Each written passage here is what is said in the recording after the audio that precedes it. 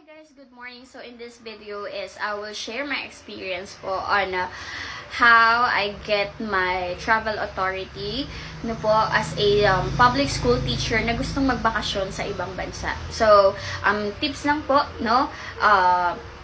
kaya po siya na makuha yung travel authority within 1 to 2 weeks. Pero re-remind ko lang kayo na na kailangan malakas ang inyong loob at matatag ang inyong loob. Kasi, kinakailangan nyo po talagang magpabalik-balik. Or may mga times na magpapabalik-balik po kayo. Bakit? Kasi may mga pipirma po na pwedeng wala sila. Lalo sa division office. And, ayun. Pero kung halimbawa, na-prepare nyo na agad, na much better talaga, na ma-prepare mo na siya agad. Kasi 30 to 45 days siya bago mabigay yung travel authority mo. So, kung na-prepare mo na, nadala mo na sa division office lahat ng papers mo, goods na yon. Hindi mo na kailangan magpabalik-balik. Once or twice ka nang babalik doon sa paghatid mo and then pagkuha mo ng travel authority mo. Pero yun nga, kung halimbawa, na-late kayo ng pag-aasikaso, pwede nyo pong gamitin yung technique na yun 1 to 2 weeks. Ayan, so ito po yung mga requirements or ito po yung mga ginawa ko para po ako ay makakuha ng travel authority. Dahil para nga po legal ang ating paglabas ng bansa o pagbabakasyon sa bansa as a public school teacher. So, ito po yung list of requirements na binigay po sa akin ng aming liaison. Ayan. Sa list of requirements, una po dito yung letter of request. So, ito, kasi medyo parang nag-petiks-petiks ako, hindi ko agad inasikaso yung letter of request. Kala ko kasi mabilis lang. Pero mabilis lang naman siya kung ikaw mismo po yung mag-aasikaso. Yan. So, sa letter of request, hindi po siya naka-address kay principal, but then naka-address po sa ating school division superintendent. So, sa amin, sa Rizal po, si Ma'am Doris. Ito po siya, ganito po yan. Yung amin pong yung akin pong request letter. Pinakita ko po muna ito sa aming principal kasi ang aming principal po yung magbibigay po ng endorsement letter na dadalhin mo ngayon sa division office. So, ito po yun.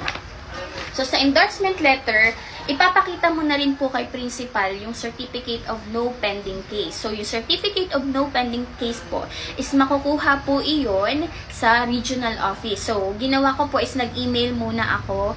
Then, after ko mag-email is pumunta ako doon sa regional office nila. Ay, magre-reply muna sila na pwede mo nang kunin yung certificate of no pending case mo. So, pinuntahan ko na po doon sa bali, una ko pong ginawa is kumuha muna ako ng certificate of no pending case. Gumawa ko letter of request, dinala ko kay principal.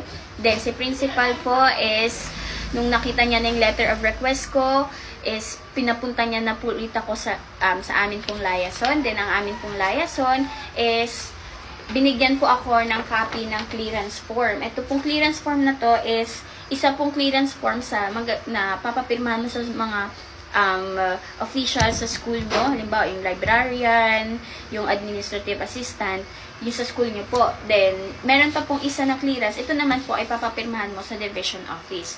So, ito pong sa division office na to, pwede po na kung halimbawa, before 30 to 45 days mo kukunin yung travel authority, hatid mo lang doon, sila nang bahala magpipirma. Pero since ako nga is 1 to 2 weeks ko lang siya, so ako lahat po ang nagpapirma nito. So, ito, ayan. So, bakasyon po ito. So, ginawa ko, pinuntahan ko po sa mga bahay nila. So, nakakahiya, no? Kaya wag niyo po yung gagayahin.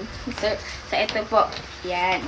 So, next is, nung meron na akong endorsement letter galing kay principal. Ito po yung halimbawa nun. So, endorsement letter galing kay principal. Ito. Yan. So, endorsement letter, kasama yung request letter, and then kasama yung aking clearance form. Yan. Dadalhin ko ngayon yan sa division office. Pagdating sa division office po, is hihingiin po nila itong online document channel version 4. Yan po yung kasi po, dito makikita yung document number mo if pinayagan ka talaga sa school mo or parang legal yung pag-aasikaso mo ng dokumento. So, kukunin nila to. Tapos, pag okay na rin yung clearance mo, ayan. okay na yung clearance mo, nagaling sa division office. After nun is, bibigyan ka po ng endorsement letter ng inyong school division superintendent. Yun. Pag meron ka na pong certification at saka endorsement letter, galing po sa SDS, ayan po, pupunta ka na ngayon sa regional office.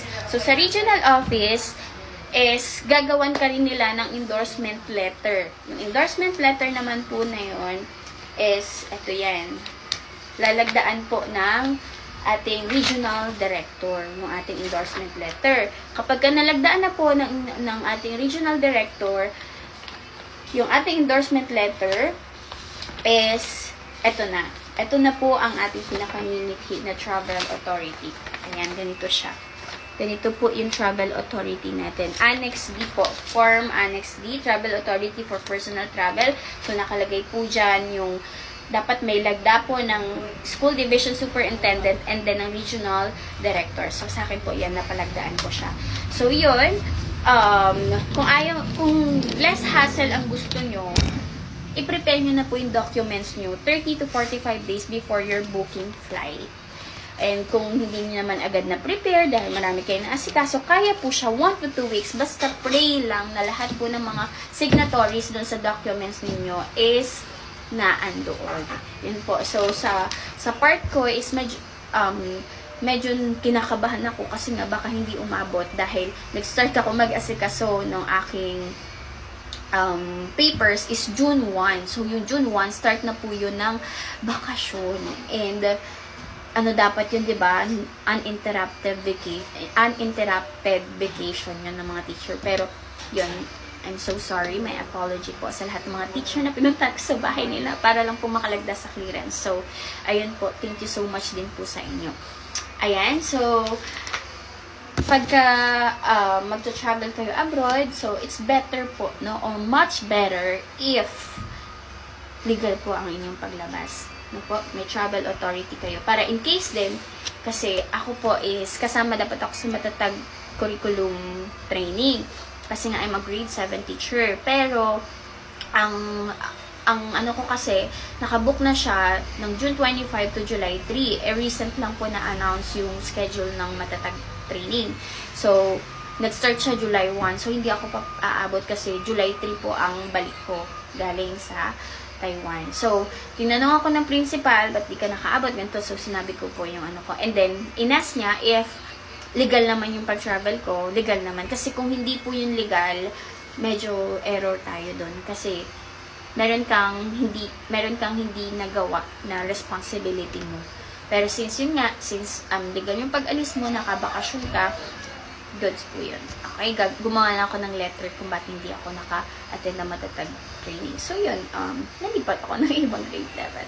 So, if you want to know more pa po, about travel tips as a public school teacher. So, this is my first time po na mag-travel ibang bansa. And I'm so happy na niloob po ng ama na makaalis ako.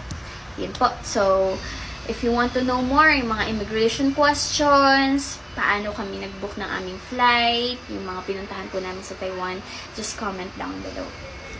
Bye!